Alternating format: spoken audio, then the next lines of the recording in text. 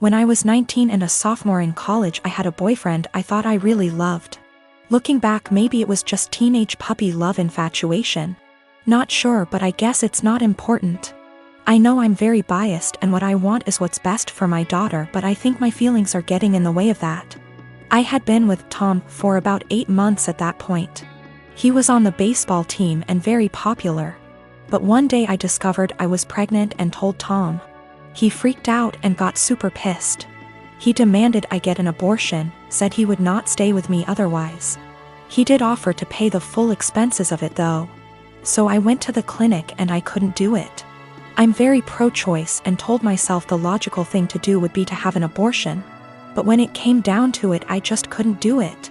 I admit part of it was that I was afraid, but I also felt an attachment for my baby. The thought of getting rid of him / her made me feel like throwing up. So I told Tom that I did love him and I wasn't trying to trap him, but I simply couldn't have an abortion. Maybe we could look into adoption, but abortion was out. Tom said he had never loved me, and while I was fun, I was now causing him too much trouble for him to bother with me anymore. And I was right, I wasn't going to trap him. He said I was free to choose to keep the baby, and he was free to choose to have nothing to do with me or it, and to not even think of trying to get child support from him. I won't go into details, but Tom made it clear he would make life as miserable as possible for me if I tried to contact him again, get child support, etc. Maybe it was wrong to do, but I figured all that trouble and drama just wasn't worth it and I would make my own way. I was, however, devastated and completely heartbroken. I admit it really me up. I never spoke with or saw Tom again. I did consider adoption, but in the end, long story short, I chose to keep my child. Faith is 4 now. It's been a long and hard road, but I graduated college and got a job. We live in a tiny apartment and finances are tight, but we make do. I love Faith like crazy and I do not regret the choice to keep her whatsoever. She makes me a better person and we have a good life. However, 3 days ago I received a letter in the mail. It was from Tom. Inside the envelope was a letter and a check for $3,000. This is what the letter said: Vika, I know this is coming out of nowhere and I'm sorry, but I didn't know a better way to do this. I am so sorry for how I acted 5 years ago. I was selfish and a complete fool. I know that doesn't begin to cover it. These past 5 years have really had an effect on me. I got a job at Restraint. I started hanging out with different people. Good people instead of college jocks. I know I ran from my responsibility and I treated you with callous cruelty. I know I can't undo what I did, but I want to make it right. Here is a check for $3,000 for Faith. I know that doesn't begin to cover what her expenditures have been, but I wanted to show I am serious about what I'm about to say. I want to be a part of our daughter's life. I will go as slow as you like. I would very much like to set up regular child support payments as well as pay off whatever back child support I owe you for the past 5 years, including hospital appointments during your pregnancy. I know I don't deserve it, but I want to meet my daughter and be a part of her life in whatever way I can. I want to help her and I want to help you and start making up for the terrible way I acted. Here is my contact information. I am willing to do what you ask of me. Thank you for your time. Tom. I was blown away. I'm also beyond pissed off. I'm thinking of the pregnancy I had to deal with after getting dumped like that. Exams and papers I had to write. Giving birth to her on my own. The late night feedings, all the diaper changes, the constant crying. Trying to afford clothes to keep Faith warm during the winter as she grew while also making sure she didn't go hungry, the tantrums. The first steps, first words, the potty training. He wasn't there for any of that, and now he just wants to come waltzing into her life like nothing happened. After doing whatever he felt like now that Faith is out of the unfunny baby years and she's a well-behaved child who can now carry on a conversation, and knows how to use toilet and doesn't wake up every 2 hours. Faith has started asking questions like, where is her daddy? How come she doesn't have a daddy? And I've been doing my best. I've been saying mommy doesn't know where daddy is, true until now. And she doesn't have a father because daddy wasn't ready to be one when she was born. Maybe that's the wrong answer, but I am doing my absolute best. I'm thinking of how Tom hurt me and bailed when life got hard. I can't stand the thought of him doing that to Faith. She's a sweetheart and quite sensitive. She doesn't understand unkindness. She makes friends with everyone and is very innocent. I've done my best to teach her to be a calm, kind, respectful person, and everyone loves her. However, I do know she needs a good male role model in her life, and I do feel guilty for not having one for her. I haven't had a boyfriend or dated since Tom because all my energy and focus has been on graduating college, getting a job, and being a good mother to my daughter. I never really thought about Tom much after Faith was born, but now that I am with this intrusion into our lives, I think I hate and despise him. I want him to just go away. I wanted to not even cash the check and to tell him to take his money and shove it, but my parents and close friends reminded me that that is Faith's money and she is entitled to it, and I agree. At minimum, I want to get some child support going because Faith deserves all the financial assistance and opportunities she can get. However, I know if I get regular child support, Tom will want to be in Faith's life, and frankly, I don't want that. I don't want him to hurt her and bail when life gets hard, because it is when you have a kid. I also feel like he doesn't deserve her. 4-year-olds are a lot more fun than infants.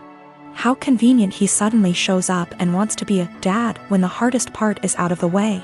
But I honestly do want what's best for Faith. I think she deserves to have a good daddy. I just don't think Tom is. I think Faith is better off having no dad than a bad or half-assed one. She deserves the money. But am I right to take the money and not give Tom any access to my daughter? I can't stand the thought of him hurting her. The thought of dropping her off at his house where I don't have access to her makes me want to scream and run away. Am I out of line for taking Tom's money but saying that's as close as he will ever get to her? I am not convinced in the slightest he has changed. I feel like this is guilt money and I want to throw that check in the trash. But it's Faith's money, not mine. Faith and I have a good life, and I feel like Tom is going to ruin that. But is it right to keep Faith from her biological parent when he has sent the money? I hate feeling like I owe her him because of that. P.S. College boyfriend dumped me after I got pregnant and threatened to ruin my life if I tried to talk to or get child support from him. Almost 5 years later, I get a $3,000 check in the mail and a letter apologizing for what he did, and saying he wants to be a dad. I want to tell him to stay the hell away from us, but I want what's best for my child.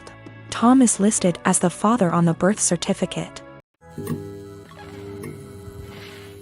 My sister was set to marry a guy who was a complete douchebag.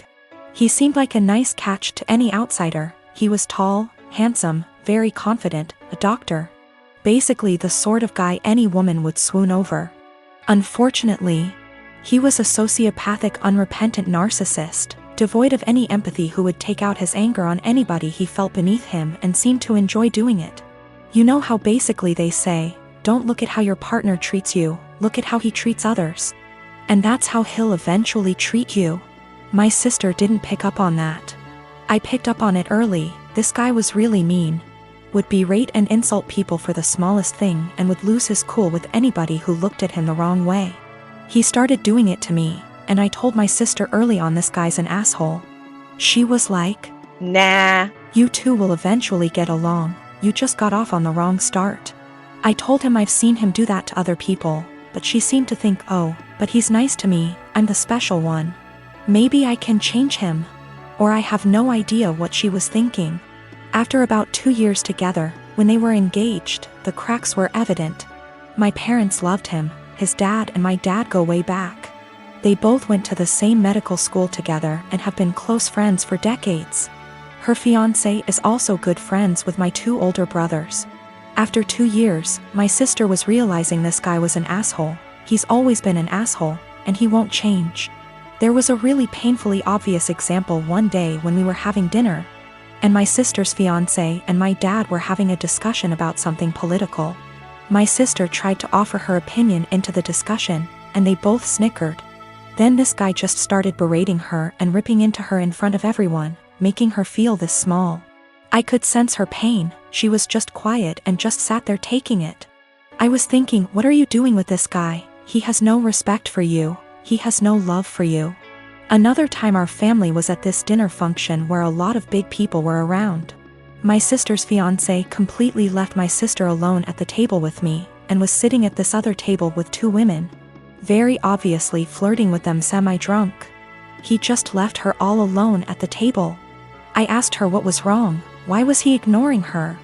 She told me they had had an argument earlier and this was his way of punishing her. You see what I mean when I say this guy is a complete sociopath? My sister and I are really close, and even though I'm younger by far, little brothers aren't devoid of wisdom. And I've been urging her from day one to break up with this guy before she gets in too deep. Well, now that she'd spent 2 years with him and was engaged, she was obviously in too deep. And she used to tell me about all the outbursts he has, how he treats her with no respect. We often had long discussions, just me and her, where she'd spill open like a can of beans and just divulge all the bullshit that he's put her through recently. Sometimes she'd cry and I'd be there to help her out, but she still seemed to want to stick with him. She actually convinced herself that he loved her behind all that horrible treatment, and couldn't pull herself to cancel the engagement, what with our parents, his parents, everyone counting on it. She knew they'd all say she's crazy, turning down this smart, handsome doctor. I kept urging her to break up, but she stuck with the "he'll change" or "he loves me deep down" excuses. It all came to a head when one day she very publicly exploded at him.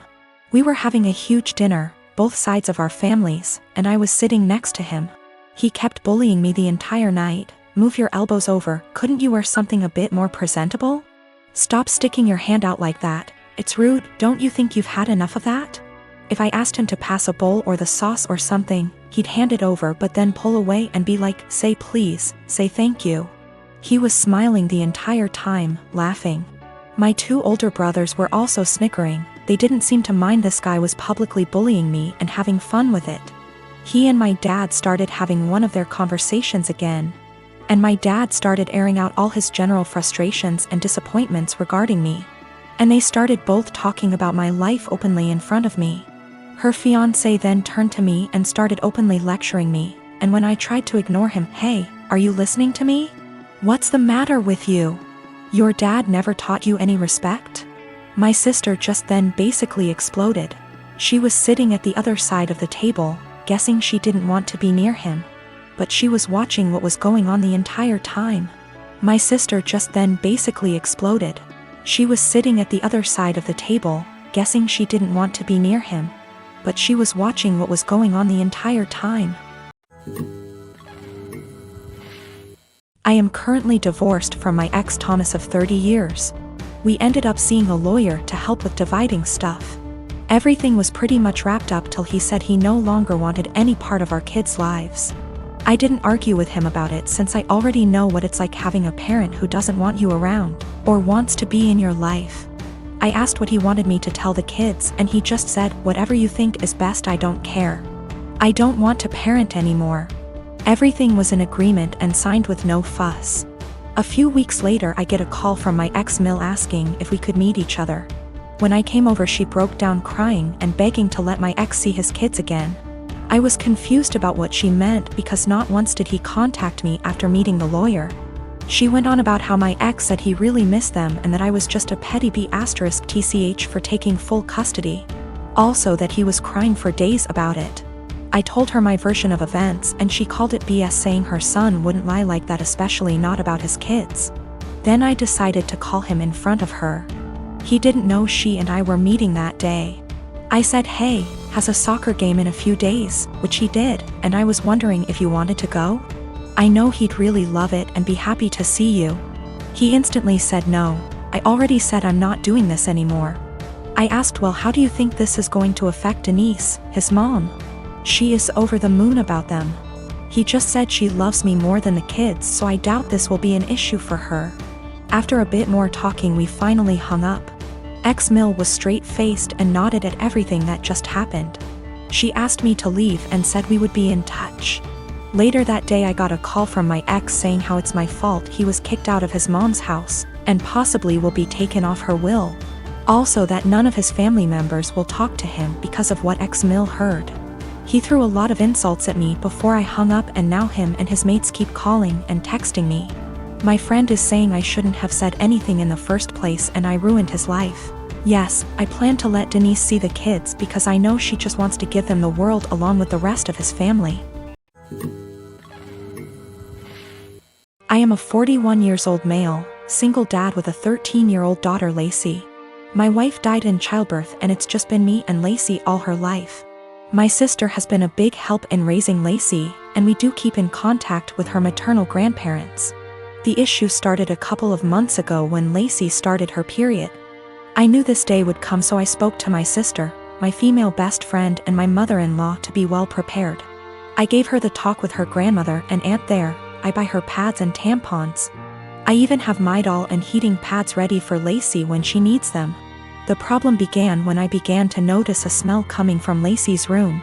I went in to investigate and found pads and tampons openly disposed of in her wastebasket. I checked her bathroom and it was worse. She had her blood-stained undergarments in the tub. I took out her trash and did my best to get rid of the smell, but I didn't know what to do with the underwear in the tub. Later, I noticed bloodstains on the couch. It took a while of cleaning, but I got them out. I figured that was the end of that. It happened again last month, when I noticed Lacey's room was stinking again. And I saw she didn't even wash the underwear from before. The bathroom was unbearable at this point. Then earlier this week, I saw bloodstains on the couch again. I sat Lacey down and told her that she had to learn to properly dispose of her feminine hygiene products and wash her underwear, as the smell was becoming too much. And to be careful of getting bloodstains on the couch or anywhere she sits. I also noticed her sheets had a lot of bloodstains and brought this up too. I also let her know that it was okay to get blood on things as long as she washed them. And I wouldn't be upset if I saw her blood-stained items being washed. Lacey immediately blew up at me saying that periods aren't gross and that I was period shaming, and that I needed to educate myself on menstruation. I then got texts from my sister and mother-in-law scolding me for making Lacey feel ashamed of her bodily functions. But I honestly wasn't trying to convey that periods are gross. I was trying to convey that her hygiene needed to be addressed and that the smell was becoming unbearable. I just wanted to make sure that Lacey knew how to properly dispose of pads and tampons without it smelling, and that I wouldn't be annoyed if she washed her blood-stained items. We have washed the sheets with hydrogen peroxide and purchased some OxyClean for future instances should we need it. I have asked her aunt and grandmother about, and they'll be able to give her more info as different hygiene products she can use.